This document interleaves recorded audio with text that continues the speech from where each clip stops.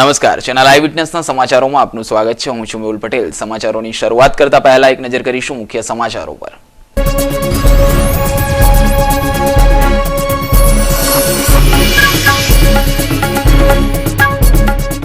Facebook પર થયેલી મિત્રતા તૂટતા દભોલીના યુવકનો આપઘાત।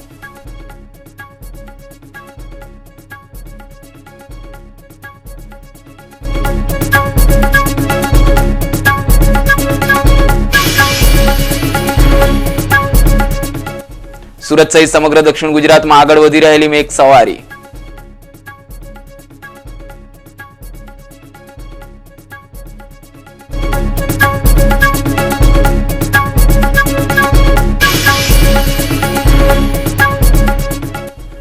હજીરાની ઓએનજીસીમાં કોન્ટ્રાક્ટ પ્રથા નાબૂદ કરવા સ્થાનિકોની માંગ।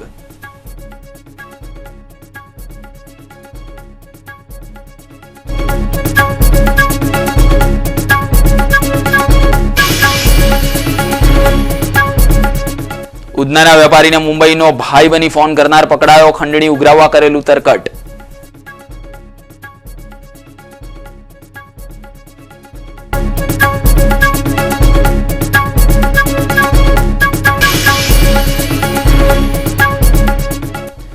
અને કેબિનેટ મંત્રી નરોત્તમભાઈ પટેલના 77મા જન્મદિનની સેવાકીય પ્રવૃત્તિઓ સાથે ઉજવણી।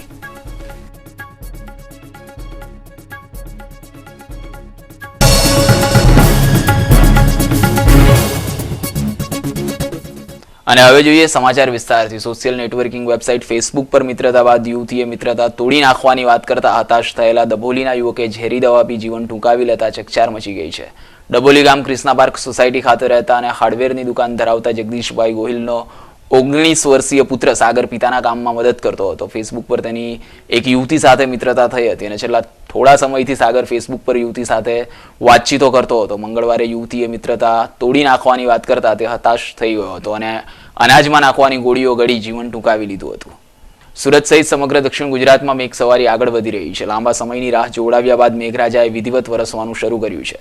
બુધવારે સુરત સહિત સમગ્ર દક્ષિણ ગુજરાતમાં નોંધપાત્ર વરસાદ નોંધાયો હતો। જો કે સુરત શહેરમાં સવારે અને મંગળવારે રાત્રે વરસેલા વરસાદ બાદ સમગ્ર દિવસ દરમિયાન તડકો દેખાયો હતો। સાંજે ફરીથી વરસાદ વરસ્યો હતો।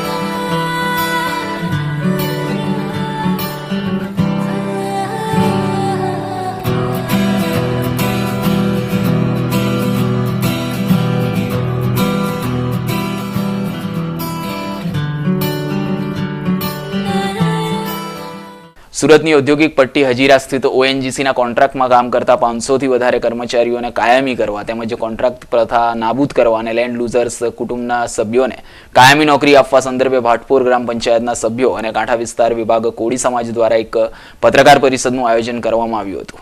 પગારમાં કોઈ ફેર પડતો નથી એટલે પછી હવે અમને એવું લાગ્યું છે કે આટલા વર્ષથી કાયમી ધોરણે કામ તો એનું એ જ કરવાનું છે। ફક્ત દર 3 વર્ષે કોન્ટ્રાક્ટ જ બદલાય છે, માણસો પણ એના એ જ રહે છે।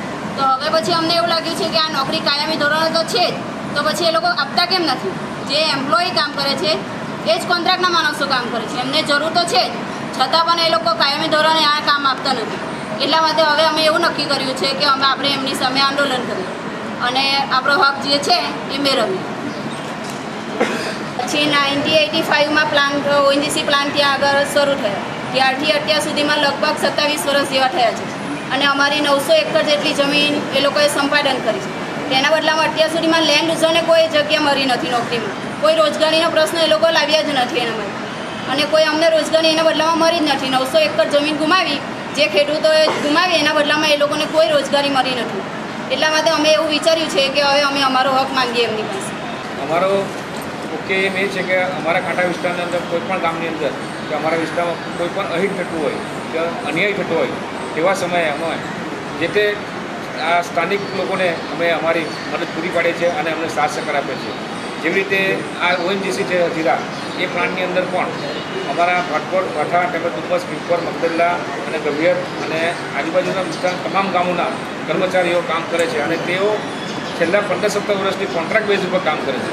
ખરેખર આ જે કોન્ટ્રાક્ટ બેઝ પર લોકો કામ કરે છે એમનું કામ પરમનન્ટ કર્મચારી જે કામ કરે છે એના જેટલું જ છે અને બલકે એથી વધારે છે. તેમ છતાં એમને કોઈ બેનિફિટ પરમનન્ટ કર્મચારી જેટલા મળતા નથી અને એમનું એક આર્થિક શોષણ થાય છે અને એમને કોઈ પણ બેનિફિટ ન મળવાને કારણે એને જે પાછળની જે લાઈફ છે એ લાઈફમાં પણ એમને તકલીફ પડી શકે એમ છે અને એક જોખમભરી નોકરી એ લોકો. તો આની સામે અત્યારે આવા કર્મચારીઓ જે છે જે કામ કોન્ટ્રાક્ટ સિસ્ટમ જે કર્મચારી કામ કરે છે એને કાયમી ધોરણ પરમનન્ટ કરવા માટે અમે લોકો તેમજ આ જગ્યા જે સંપાદન છે તો એમના સંતાનો કે એમના કોઈપણ સગા સંબંધીઓને એમની લાયકાત મુજબ નોકરી આપવા માટે બી અમે આહવાન કરીએ છીએ કે એમને બી નોકરી મળવી જ જોઈએ કારણ કે એમનો હક છે. એટલે આ જે કંઈક હડતાળ જે થવા જઈ રહેલી છે એની અંદર જે કર્મચારીનો હક છે અને એ હક મળવો જ જોઈએ અને એ હક આપણે લેવા માટે એમને એક કાંઠા યુવા પોલીસ સમાજ પરિવર્તન ટ્રસ્ટ તરફથી અમે એમને ટેકો જાહેર કર્યો છે અને જ્યાં સુધી એમને હક નહીં મળે ત્યાં સુધી અમે લોકો એમની સાથે રહીશું અને અમે આ હક મેળવીને જ રહીશું એવી અમે તૈયાર દરપટ આપીએ છીએ. દુઃખની વાત એ છે કે આજે ખેડૂતોની મહામૂલી જમીન લીધા પછી આજ સુધીમાં કોઈ પણ કંપનીએ અમને પૂરતો ન્યાય આપ્યો નથી અને ખાસ મહત્ત્વનો પ્રશ્ન એ છે કે ગુજરાત ઔદ્યોગિકને લીધે વિકાસ પામ્યું છે પરંતુ કોઈ સરકારે એ નથી વિચાર્યું કે ઔદ્યોગિકનો વિકાસની સાથે આના વિસ્તારમાં આવેલા ગામડાનો વિકાસ લોકોનો વિકાસ થયો છે કે નહીં. ઓપરેટર લાઇનમાં છતાં પણ એ લોકોએ આજ સુધી કોઈ પણ વ્યક્તિને પરમિનન્ટ કરવાની એ કરી નથી. તો આ અન્યાયની સામે હવે અમે ઝૂકવામાં આવવા તૈયાર નથી. ઓએનજીસીની શરૂઆત થઈ છે. હવે હજીરા વિસ્તારની કોઈ પણ કંપનીની સામે અમે લડત લડવા તૈયાર છે અને પ્રજાને ન્યાય મળશે. મુંબઈના ડોન સુલતાન અહેમદ દ્વારા સુરતના ઉધના વિસ્તારના એક વેપારી પાસેથી ખંડણી મંગાતા ચકચાર મચી ગઈ છે. ઉધના ઉદ્યોગનગર સોસાયટીમાં રહેતા પંકજભાઈ મનોહરલાલ અગ્રવાલ એમ્બ્રોઇડરીના વ્યવસાય સાથે સંકળાયેલા છે. ગત તારીખ 4 જુલાઈથી તેમના મોબાઈલ ફોન ઉપર મુંબઈના ડોન સુલતાન અહેમદનો ફોન આવી રહ્યો છે અને તેમની પાસેથી ₹10 લાખની ખંડણી માંગવામાં આવી રહી છે. ખંડણી નહીં આપવામાં આવે તો તેમને જાનથી મારી નાખવાની ધમકી પણ ડોન દ્વારા આપવામાં આવી છે. બનાવ અંગે પંકજભાઈએ ઉધના પોલીસ મથકમાં ફરિયાદ નોંધાવી હતી. ફરિયાદ નોંધાતાની સાથે જ ઉધના પોલીસે મુંબઈથી ફોન કરી ખંડણી માંગનાર ડોન અસલી છે કે નકલી તેની તપાસ હાથ ધરી હતી. પોલીસ તપાસ દરમિયાન મુંબઈનો સુલતાન અહેમદ નામનો ડોન ઉધનાના હરિનગર ખાતે રહેતો અર્જુન કુમાર ડાક નામનો વ્યક્તિ હોવાનું ખુલ્યું હતું. પોલીસે તેની ધરપકડ કરી હતી. અર્જુન કુમાર પંકજભાઈના કારખાનામાં અગાઉ કામ કરતો હોય તેણે આ પ્રકારનું તરકટ ચલાવ્યું હોવાનું પોલીસની પ્રાથમિક તપાસમાં ખુલ્યું છે. પોલીસે તેની વધુ પૂછપરછ હાથ ધરી છે.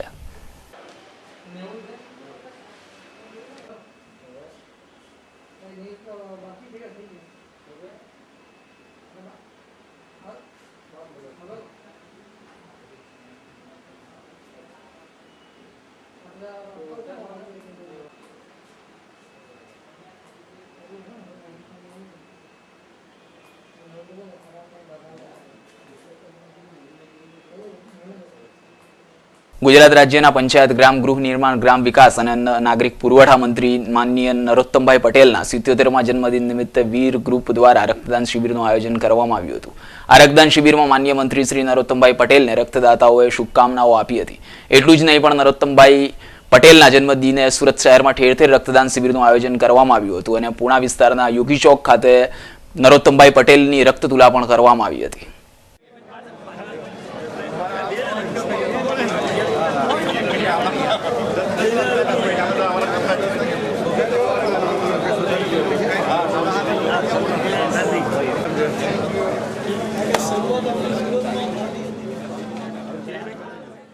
આજરોજ માનનીય કેબિનેટ મંત્રી શ્રી નરોત્તમભાઈ પટેલ સાહેબનો 77મો જન્મદિવસ છે. ભારતીય જનતા પાર્ટી વિચારધારાને ભરેલો પક્ષ છે. આજે આ જન્મદિન જે ઉજવી રહ્યા છે એક રક્તદાન શિબિર થકી સુરત શહેરમાં આજે ઉજવાઈ રહ્યો છે. સુરત શહેરમાં અનેક જગ્યાએ આ રીતે રક્તદાન થશે અને સાંજના રક્તતુલાનો કાર્યક્રમ કરવામાં આવેલો છે. આજના દિવસે સુરત શહેરના મેયર તરીકે માનનીય નરોત્તમભાઈ પટેલ સાહેબને શુભેચ્છા પાઠવું છું. વંદે સુરત, ભારત માતા. આ જન્મદિને ભાજપ સપરિવાર કોઈક રચનાત્મક કામ કરવા, હકારાત્મક વલણ અપનાવીને સમાજને ઉપયોગ થાય અને જન્મદિનની ઉજવણી પણ લોકોને કેવી રીતે મદદરૂપ થાય એના ભાગરૂપે આજે રક્તદાન શિબિરનું આયોજન કરાયું છે.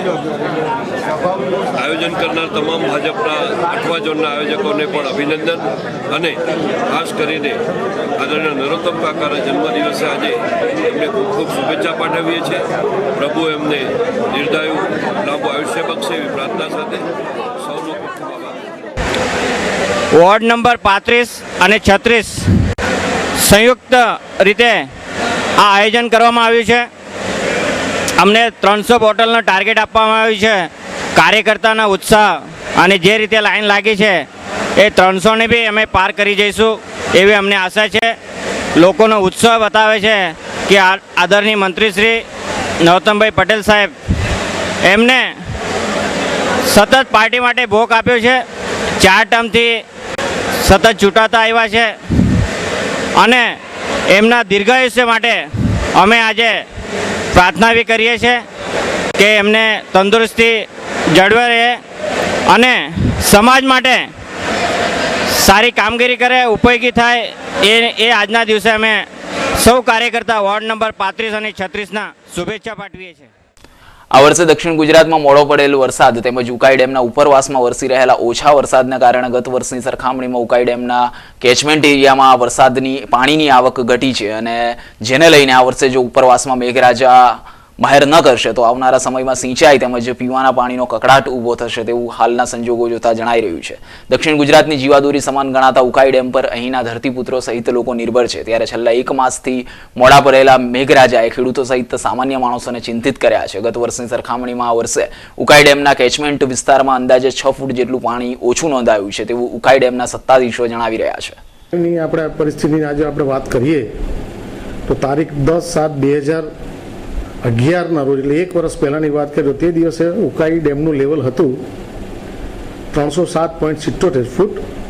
આજની તારીખે એ જ વર્ષ 1 વર્ષ પછીની આપણે વાત કરીએ 10/7/2012ના રોજ ડેમનું લેવલ છે 301.82 ફૂટ એટલે લગભગ 6 ફૂટ 2 વર્ષ કરતાં આપણું પાણી ઓછું છે.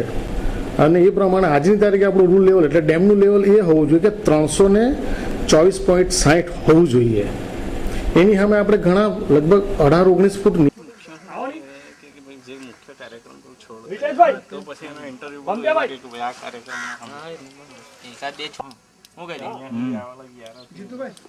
માટે જો જનરલી આપણે વાત કરીએ તો 334 ફૂટ પાણી જો ડેમમાં હોય તો આપણને આખું વર્ષ સિંચાઈ માટે જે ઉકાઈના નીચેવાસમાં જે આપણે સિંચાઈ માટે પાણી આપીએ છીએ તો એ પૂરતું થઈ પડે છે.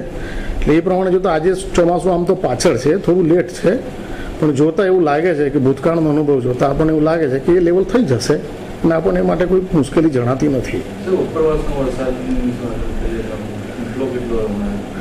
ઉપરવાસની આપણે વાત કરીએ તો આજની તારીખે આપણે સવારે 8 વાગે 10/7/2012ના રોજની આપણે વાત કરીએ તો ઇનફ્લો 20,300ની આસપાસ છે જે ઉપરથી વરસાદને કારણે આવી રહ્યો છે અને એ અત્યારે આવે જ છે અને હજુ તો શરૂઆત છે.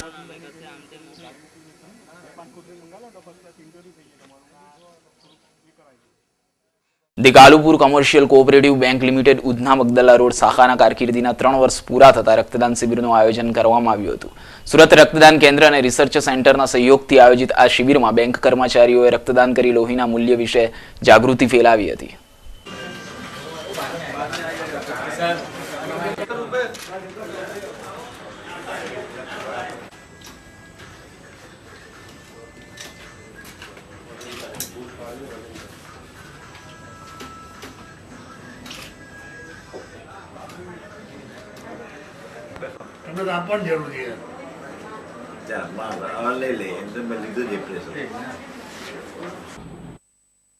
Kalupur commercial cooperative bank Udhna Magdalla branch Surat શાખાના 3 વર્ષ પૂરા કરી ચોથા વર્ષમાં મંગલ પ્રવેશ નિમિત્તે રક્તદાન કેન્દ્ર તરફથી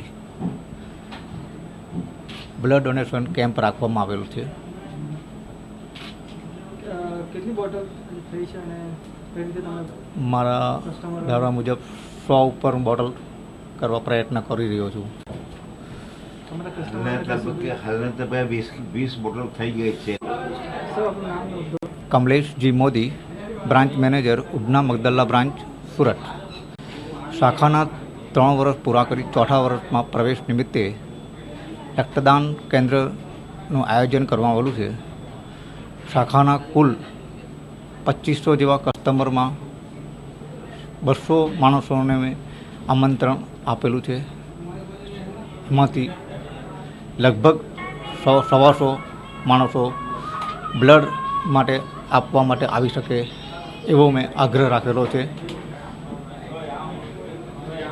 વધુ બોટલ ભેગી થાય એ માટે વેડ રોડ પંડોળ ગેટ નંબર 2 પાસેથી ચોક બજાર પોલીસે ₹32,000થી વધુની પાયરેટેડ સીડીઓ સાથે એકને ઝડપી પાડ્યો હતો. ચોક બજાર પોલીસ મથકના સર્વેલન્સ સ્ટાફના પોલીસ કોન્સ્ટેબલ અનીસુદ્દીન અનવર અલીને મળેલી બાતમીના આધારે ચોક બજાર પોલીસે વેડ રોડ પંડોળ ગેટ નંબર 2 પાસેથી ભરીમાતા રોડ ફુલવાડી મદીના મસ્જિદ સામે રહેતા મોહમ્મદ શમસુદ્દીન મોહમ્મદ હાજરી મિયા અંસારીને ₹32,730ની કિંમતની 1,091 પાયરેટેડ સીડીઓના જથ્થા સાથે ઝડપી પાડ્યો હતો. પોલીસે સીડીઓનો જથ્થો કબજે કરી શમસુદ્દીનની ધરપકડ કરી કાયદેસરની કાર્યવાહી હાથ ધરી છે.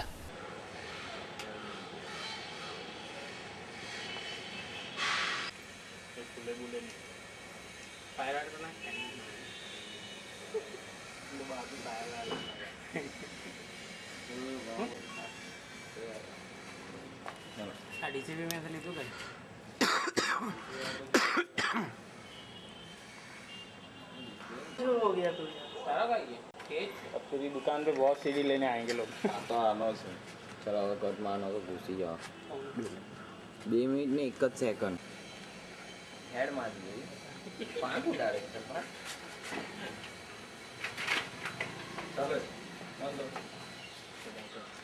क्या मुद्दा माल છે?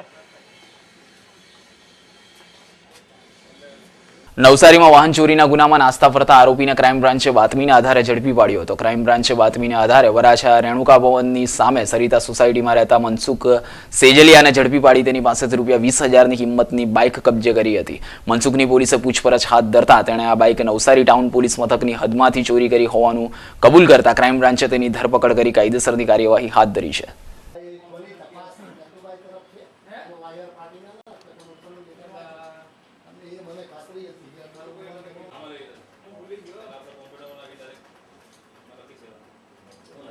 આગળની વધુ તપાસ ફરિયાદ 100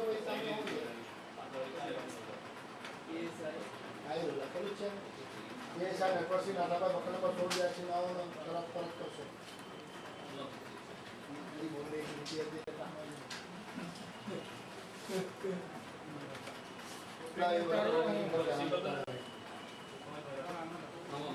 મૈદરપુરા પોલીસે વિદેશી દારૂની ડિલિવરી કરવા નીકળેલા બુટલેગરને ફિલ્મી ઢબે બેગમપુરા પાંજનીગર વાડથી સલાબતપુરા ધામલવાડ સુધી પીછો કરી ઝડપી પાડ્યો હતો અને નવી નક્કોર સ્વિફ્ટ કારમાં દારૂની હેરફેર કરતા બુટલેગરને ઝડપી પાડવામાં આવ્યો હતો.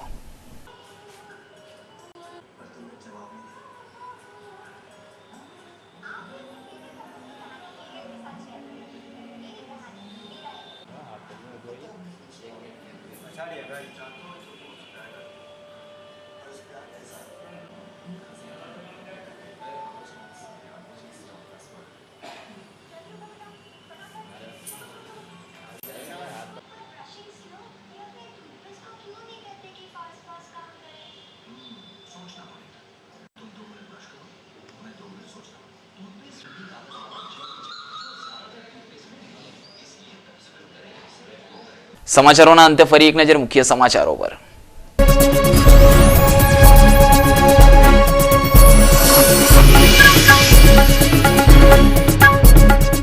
ફેસબુક પર થયેલી મિત્રતા તૂટતા દભોલીના યુવકનો આપઘાત.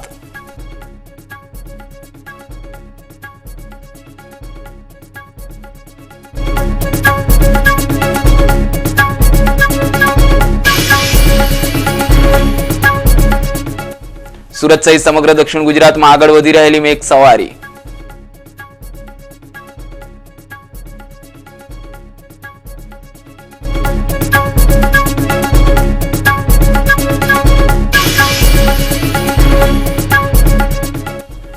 હજીરાની ઓએનજીસીમાં કોન્ટ્રાક્ટ પ્રથા નાબૂદ કરવા સ્થાનિકોની માંગ.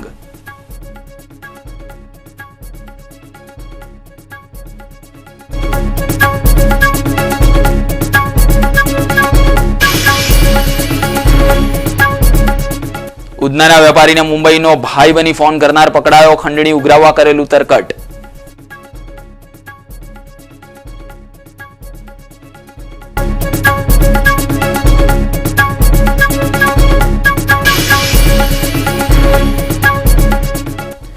અને કેબિનેટ મંત્રી નરોત્તમભાઈ પટેલના 77મા જન્મદિનની સેવાકીય પ્રવૃત્તિઓ સાથે ઉજવણી.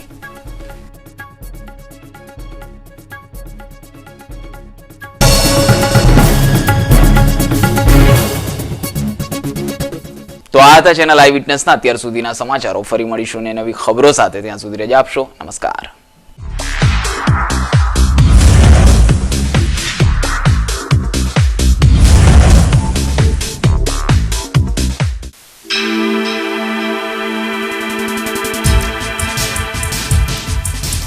Eyewitness, eyewitness, eyewitness, eyewitness.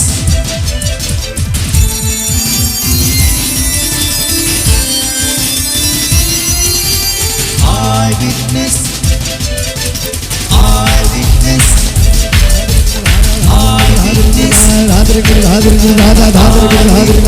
eyewitness.